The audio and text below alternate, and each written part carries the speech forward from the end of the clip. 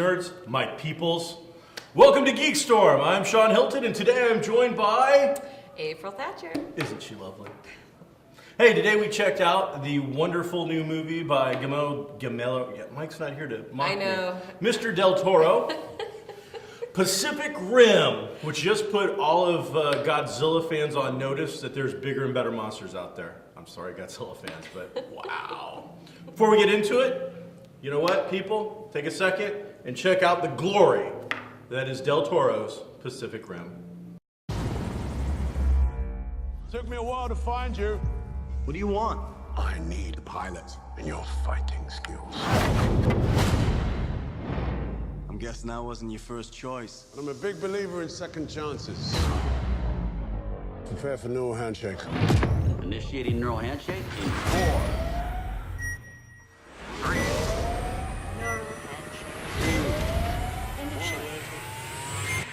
Release for drop. So what'd you think? I thought it was that was pretty amazing. It was pretty amazing. The cinematography, whatever, you know, the graphics were great. Holy cow! I'm graphics picky. Whoa. And you know, Picky. Yeah, I am very picky. I can't help it. We'll pick it apart. Tell us what you liked. Well, what was your favorite part of this movie? If you had to pick one thing, Well, I was what going is to it? say that I did occasionally sit there and not think, oh, these graphics, like, they were good enough that I felt You were meshed comfortable in the leaving world. that pickiness behind. I don't know what my favorite part was. I had a lot of not favorite parts. It was so, it was so action-packed. It was exhausting. Energy drinks should have been served. They were this morning. I learned that. Were I'm they? not being too much. I'm kind of tired. But anyway, yeah. Plot-wise, there's not a lot there. I found myself really trying to get attached to the characters and trying to find emotion in the whatever. I told you I was tired. But it kept not happening. I kept feeling like there just wasn't enough story there. It was basically a story to string on the action, in my opinion. Not that the action was bad or anything, it just... All right. I don't Well, know. I mean, it is incredibly action-packed. Yes. It is over-the-top action. And whereas the plot is pretty paper-thin, I don't think this is the kind of a movie that apologizes for having a paper-thin plot. A dimensional breach in the middle of the Pacific Ocean allows giant monsters known as kaiju to come through, which is Japanese for like giant beast, Godzilla-like stuff. Not Godzilla, but it's very much in the vein of those kind of, Giant. Gamera, G.I. Joe, Rodan, those kind of things. Giant monsters coming through, and the whole world finally comes together and builds giant robots to fight giant monsters. Now, Right. I don't need much more of a plot than that, to be quite honest. I'm showing up for that movie. Okay. But It was what go big or go little home, right? plot is actually introduced through all the fighting. At no point in time, and I just had a guy that I really like a lot, we're good friends, and he pointed it out on a Facebook message that, well, the fighting was great and it wasn't gratuitous. Well, I think we have a different definition of gratuitous. All the fights are gratuitous. This entire movie is based on giant robots fighting giant monsters. The thing is, and this is my opinion, the word gratuitous has become synonymous with a negative connotation. Gratuitous sex and violence in movies. Well, that's impossible. You can't have enough sex and violence in a movie, so that's just a silly term. But the gratuitous just means a lot. I believe we could look it up. Mr. Producer, me, could put it across the screen. Gratuitous means that there's a definition, and we wait and we talk. Gratuitous, but I think it just means a whole hell of a lot of something. Well, when you are leaving a tip for somebody, you're leaving a gratuity, right? Mhm. That's a bonus. Right. So that's a different perspective on the word. Just my... I don't know if it's the same word. I don't know. He'll also look Maybe at, see, now somebody there's could- like a whole thing, and No. there'll be like, maybe on our messages and stuff, we can get through the origins of the word Respond. gratuity and gratuitous and extra and bonus and Yeah. extra. I- But the point is... From a Latin standpoint, I think there's a similar word. Okay, and there could be. That's a dead language, right? Iti and Tusk. Well, it's not dead because I mean it is a dead language. It's a dead but language. It's what our language is based on. So And do we speak it well? I don't. No, I don't think so. we don't. Very- So, but all of the actual plot, all of the characterization that you were getting enough of, it's all of every single one is defined through a fight. Charlie Hunnam, who plays the main character, the actor from Sons of Anarchy, his entire character, the entire basis of what we know on him, is based on what happens in the first scene, and this thing kicks off fast. Yeah. It's like, here's 30 seconds of the origin, we're going to explain the whole thing to you in 90 seconds, and within 3 minutes, giant robot fight. And then all of a sudden, Awesome. the name of the movie flashes across his face. Boom! I was Well, like, after a giant robot what? fight. What? But But that we already started character here. is defined by the exact actions of what happens in that fight. The overall leader played, and I didn't write his name down, but by the gentleman who plays Luther in the BBC show, is the leader of the giant robot fighters known as Jaegers, from German for hunter. He is defined. What little definition we get from him is defined through a fight. The co-pilot that takes on the role and becomes the second partner to our main character, her entire origin is told in the background of a giant monster fight. Right. The other characters, there's a Japanese team, Sorry, and there's but there a are so many Russian characters we can't team, pronounce the names. but they're all defined by giant robot fights. So to say, they're not gratuitous. They're completely gratuitous, but they're well done. They look good. The entire time, as you said, you're just like amazed at what you're seeing on the screen. You've got to. We saw this in 2D on a normal screen. I want to go back and see it in a 3D in an IMAX theater with surround sound and like wind Took me a blowing. nap and after that. That I would mean, be crazy. It was crazy as it was. It's one of those things. It's a paper thin plot. Giant monsters show up, and they're going to colonize our world. That's, and then we don't even get that till the end. But who cares? It really is. This is a graphics There were movie. moments I felt, if the plot was good enough, Mm-hmm. that I felt on the brink of being pushed over into really feeling the characters, just right there at the edge. Just You they know, didn't kind of- they didn't put you over close No, enough. I almost cried. Like it was like, just don't laugh. There is a love story. There is. Ish. Yes. Must have missed that But part. you- I must have missed that part between the giant monsters fighting giant Well- robots. There's a love story. Yeah. Huh. The chick with the Uh-huh. hair and the, His sidekick partner. yeah, they were hooking up at the end. I'm pretty sure.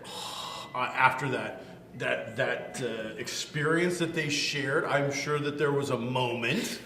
But I thought there was something there first. This is a PG-13 movie, and a bunch of little boys are going to be watching this. There's It's none left of to your that. Imagination. Oh, horse pucky. It was suggestive. There was no romance. Forget the It was- romance part. It wasn't Top Gun where they put that horrible romance in the middle and ruined what's a great little No. movie with bad I wasn't and trying to say singing that. and Berlin. And I don't know. And I got sparkles in my eyes. I know where she was hanging out late last night. There is a tinge of a romantic element between those two characters, but it's not developed. Well, other I than wanted it to longing develop for more, you want but- because no guy who wants to see a giant robot movie wants to see a robot. No, I'm no. not a guy. I'm not a guy. But you're not the target audience. Trust me on this. No. Del Toro didn't sit around and go, I wonder what April Thatcher would think of giant robots fighting giant monsters. No, he's like, hey, what's that fat, tubby, bald guy in Indiana thinking who runs the comic book store? Yeah, I want his money. Yeah. He'll buy a Coke and some popcorn. There's no Yeah, doubt there. but He'll buy the large fat tubby one. guy is probably going to take a date, possibly. No, I took you.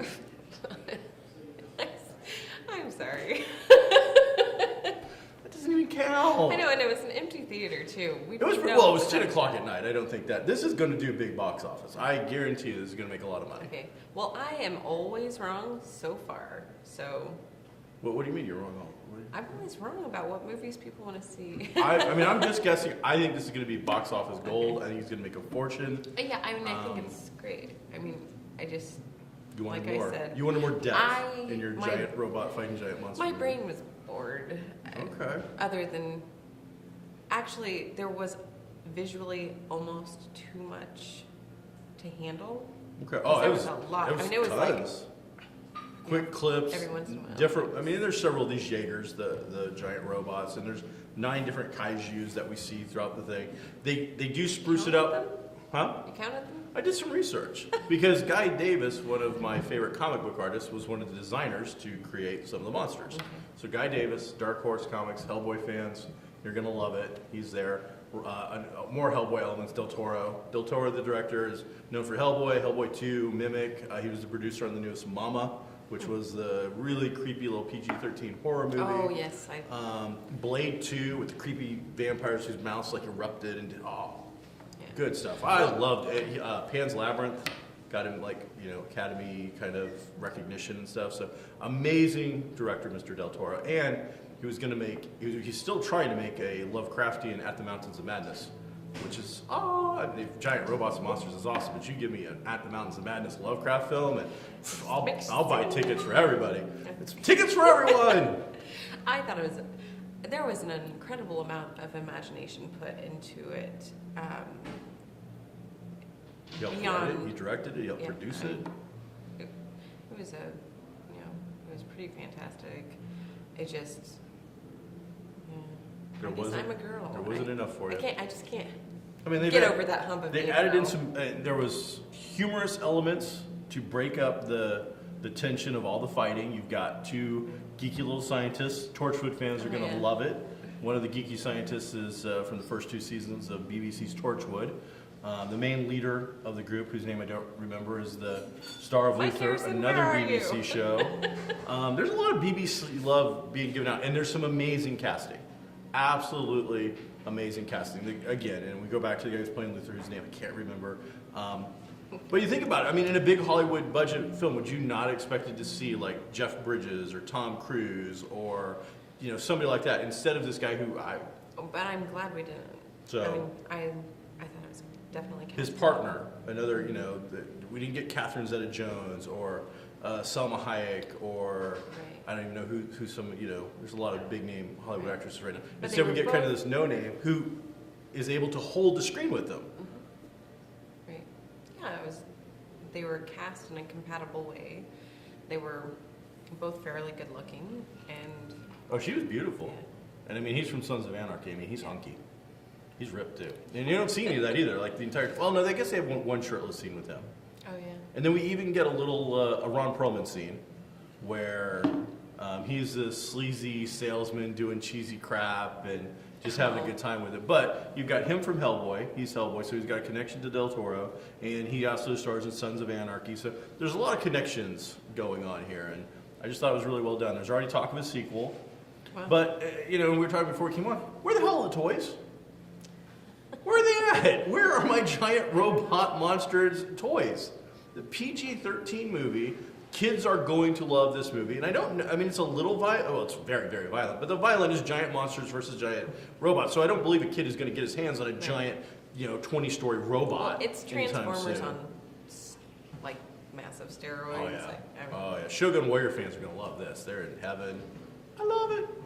I enjoyed it a lot. I do agree. And it's funny because usually I'm the guy going on about paper-thin plot and plot holes. And you know what? Here's the thing. I'm the For grumpy guy today. For this one, I don't care. It's such a throwaway concept that really, I mean, this was the elevator pitch. Giant robot versus giant monster in the middle of the ocean. Godzilla versus, pick your favorite giant robot, smash them up, and let them go to town. And Right. I loved it. I got what I wanted out of it. I got giant robots and craziness, and the monsters looked cool. So Yeah, they did. the background stuff was neat. It developed it just enough for me to enjoy it. But if they do a sequel, maybe we'll get a little bit more. But there's no fluff. I mean, this is a very lean movie. There isn't a lot of fluff. We're not getting deep background. We're not going home with them at night and No. seeing, it's, I mean, boom, straight into that first scene. Right. We're in a giant fight, like, first 5 minutes. The Right. entire concept's explained. You're going at it. Right, and it really was exhausting. I mean, that was a lot of action to pack Oh, in yeah. a movie. Yeah, wow. Yeah. Holy crow. So, I'm Right. I'm giving it thumbs way up for giant crazy action movie. This is the summer action movie to see. I do agree. I think it's a summer action movie to see. I don't necessarily think it's a date movie. I think Sure. it's more of a. I mean, if you like action movies, you're gonna. Oh love yeah, this. But it's okay, they got Gravity with Sandra Bullock coming out for you, floating her into space. So you can get into that. I still don't care. I don't even know how they can make a storyline on just somebody's Floating in whatever. space, they'll figure it out. Yeah. So in the realm of giant monsters, and see, they didn't give us any toys yet, or very few toys, which is killing me. We do have King of Tokyo by Richard Garfield.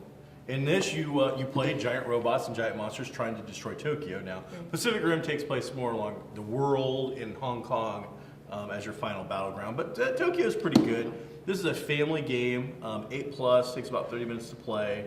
And so if you're looking to, after seeing the movie, something that you can play with the kids and have a good time with, King of Tokyo, Richard Garfield, he's also known for making a game called Filthy Rich, which he literally became filthy rich. Literally, you know what that word means. He had so much money that the ink was rubbing off him because he also created Magic the Gathering, which was like the best-selling everything of all time and craziness and whatnot. And even I know what that is. But the producer guys are over there like smirking at their phones. I mean, you guys want to share something with us?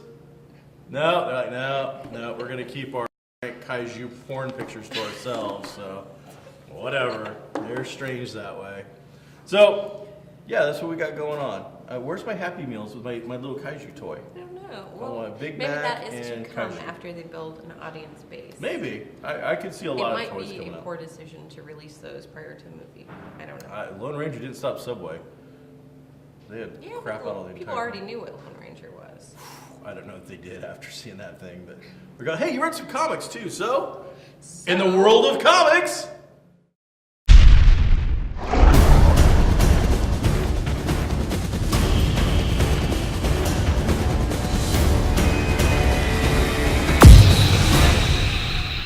So, in the world of comics, You're new to the field of comic reading. I am. Good. I'm glad you're getting into it. I read this one, You should hold that up. The Superior Spider-Man. He's not amazing, he's not spectacular, he's superior. He is, apparently. Yeah. But I entered into this late in the game. So I felt like there was a whole bunch of story that I missed because I obviously did. You did. I did. And don't judge me, but I'm not really a Spider-Man fan in the first place. He's... Don't shake your heads at me. It's a good thing you're pretty, April.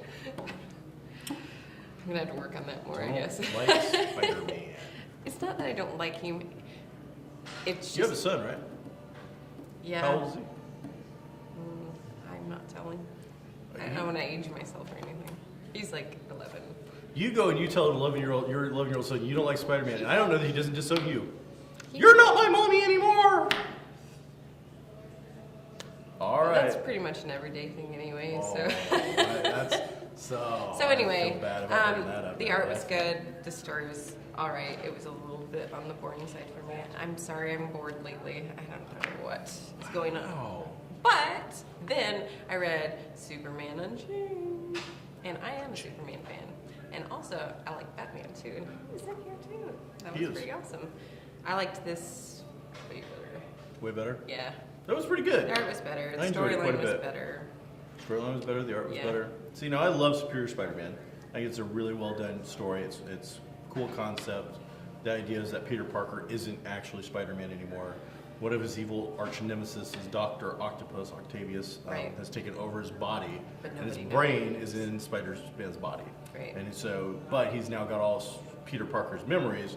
So instead of being a bad guy, he wants to be a good guy. But the whole point is that he believes, because he's so egotistical, that he can be a better good guy than Spider-Man could have ever been. And so far, he's proving it. Superman Unchained, Scott Snyder also. Oh, yes. Being a He's Batman been, like, fan, a crazy- he's big Batman writer. Yeah, he's had tons of stuff out. Oh there, yeah, he's tons of super good stuff, popular. too. Yeah, he's the I go-to. watch your reviews. Oh, well, thanks. Somebody does. My mom doesn't. You're not my mommy anymore. And then Jim Lee's doing the art, and Jim Lee just does. He is an amazing artist. If I've got one complaint though, it's that Jim Lee, who's doing great stuff in here, Superman's like I love that facial expression never changes ever. Sorry. What is that about? It's not a comic. I don't know. It's- That's an advertisement. I was like, what? Comedy, I don't know. But yeah, if it's anything, it's like he's horrible problem. How do I solve it? I'm doing okay today. How do you like your coffee? Jim Lee has decided that Superman can only kind of give you a slight frown to an uninterested look. That is the only facial expression. But it's the exact face, isn't it? Yeah, and I didn't like the Lois Lane in there. You don't like Lois? No. What did you have I against like Lois? the older, I don't know. She's- All right. Sorry. It's okay. You just don't know. You don't like Lois. You don't I think we like switched roles or something. All right. I enjoyed Superman Unchained quite a bit. As I said, it's funny that my one complaint is Jim Lee, who's an amazing artist, but he really is. His Superman's really flat. You know, when he's doing these big poses, he looks really cool. He's drawn well. Yeah, but his face is always like the cool eye thing. well, it's Batman. Superman should be like, hey guys, I'm Superman. Right. How's your day? Doesn't matter. I'm Superman. Right. You doing okay? Superman. Well, better than being Superman would be like, free slushies every day. Well, and, this is coming out with Man of Steel having just come out. And the too. 75th anniversary. How cool is that? Yeah. It's good. Very cool. I think it's really well done. I think it's one of the better Superman books that we've seen in quite some time. I've enjoyed that quite a bit. That was Well, good. and, this Spider-Man might have just been overshadowed by this. Could have been. I wouldn't say it's not a good read. It's just, I've never been into Spider-Man. No, I didn't bring my cool stack of comics like I usually do, but Because look, we switched places. it's good. Isn't that Well, weird? it's nice for you to be the evil, mean, yucky person that gets the death threats instead of me for once. Valiant Comics just put out Quantum and Woody #1. Quantum and Woody is the irreverent tales of two idiots who get superhero powers. Very tongue-in-cheek, dark humor, and so very, very funny. It is one of the all-time favorites of mine. It's completely off the hook for just doing stupid, wild, dumb things. Things that normal people from Maury Povich would do if they got Normal superpowers. people from Maury Povich. Well, okay. The normal standard. people you would see on Maury Povich get superpowers, and they happen to be stepbrothers, and they have to be around each other, or they will die. And hijinks ensue. I love it. It's a remake of a book that came out during the 90s. It's one of the first books that my wife actually read and then read consistently. She loved it. I love it. It's a very, very funny book. So Quantum and Woody, #1, well worth picking up. DC is hot in the middle of the Trinity War, which is their big summer crossover with the Justice League titles. So the first official part of that just came out with Justice League 22, and mayhem and hijinks ensued in that. Indestructible Hulk and Daredevil both came out this week. Those are both Mark Waid books. Those are super hot, very popular.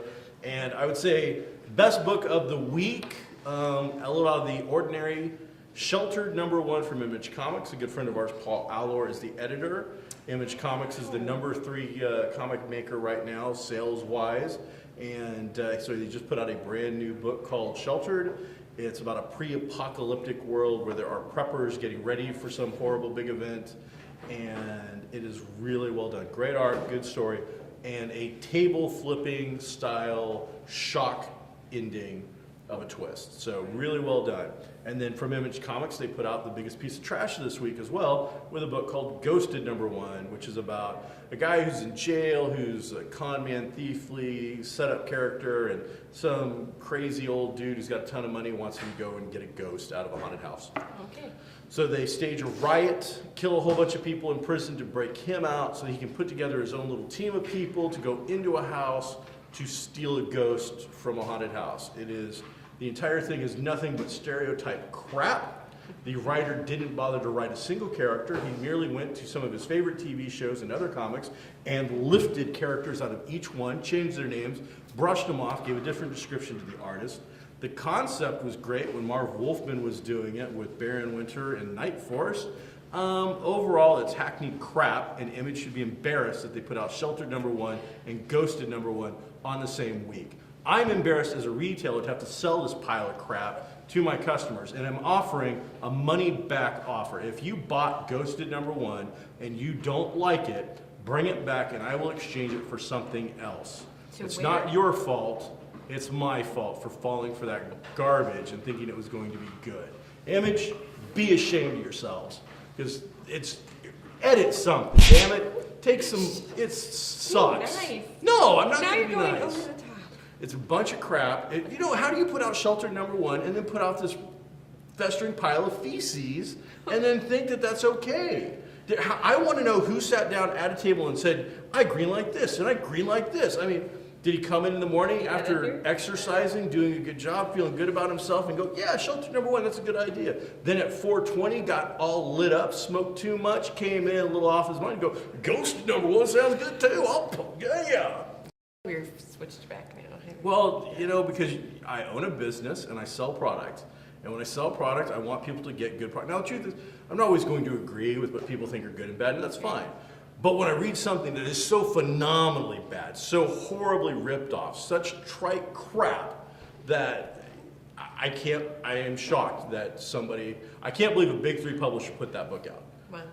Wow, what a bunch of crap. So again, I bought quite a few copies because the concept was really cool. Con man is gonna steal a ghost. I'm all about the concept, love the concept. It just turns out that it was so poorly done that there's no saving grace to this book. Okay. None of it makes sense. You have so much money that you're going to pay because it's a hot chick, to go in and blow up a prison, stage a riot, kill a ton of people to help one guy escape. Seriously, you couldn't just come up with a check to a warden and go, this guy got paroled early. It would have saved a lot of time. No, we'll just, it's. Well, we don't have been anything to write about. It's okay. It's this kind of, you get books that make you proud to own a comic book store, and then you get, how Walking Dead is produced by the same company, and then they put this out.